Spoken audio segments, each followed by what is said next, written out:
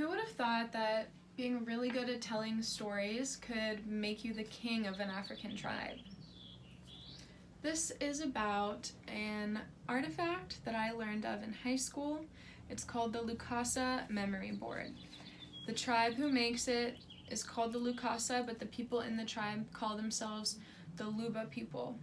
I learned about this back in art history when I took it in high school, and it always fascinated me. Once we found out that we had to do this speech, I actually immediately knew what I was going to write it on.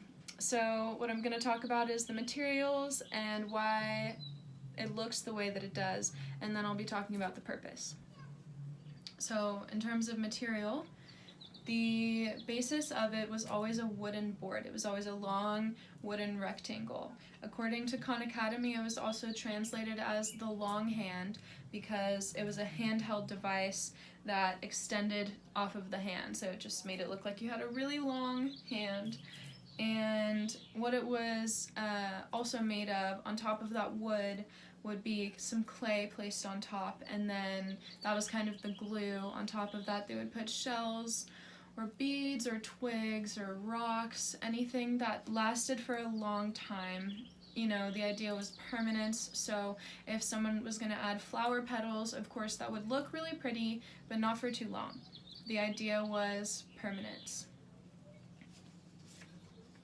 So why they look the way that they do, according to University of Iowa, this was used by experts in the oral retelling of the history of the Luba culture.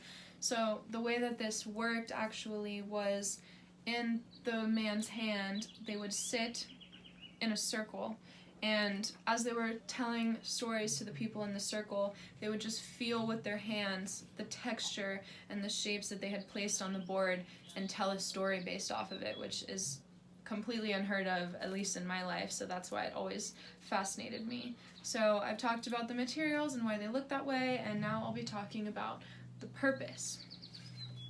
According to the Met Museum, this handheld wooden object represented a conceptual map of the fundamental aspects of the Luba culture.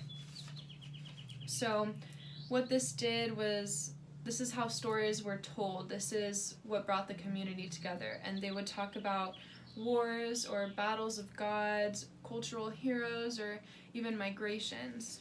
According to humanities.org, this depicted the Luba political system as well, any sort of historical chronicle or fantasy that they shared, territorial diagrams, or even past chiefdoms. So this could share the story of a lineage, all in a wooden board that people were feeling as they were talking. So the idea of this, according to Khan Academy, this shows the preservation of knowledge through art in African society, which, if any of you guys have ever studied African artifacts, you'll see that separate from modern art today, their purpose was not art for art's sake, it was for the sake of representation or preservation of knowledge. And this wasn't just something that was there for looks at all, it was completely for function. It was, of course, supposed to look interesting, but the idea was to bring the community together, and actually this is the way that they helped choose a leader. So the men would sit all in a circle, and whoever could kind of do the best job was typically chosen as the king of the tribe. So I've now talked about the materials and why they look the way they do, and the purpose as well. So to conclude, I would just like to really commend the fact that people could tell stories based off of something that they held in their hand just through texture and shapes, because today we write books and we write words in order to preserve history, but for them the knowledge was held all within shapes on a flat plane, and just one, and not a book. You know, I think that's really crazy and really interesting, but I would like for everyone to hear about it because it was always special to me. Thank you.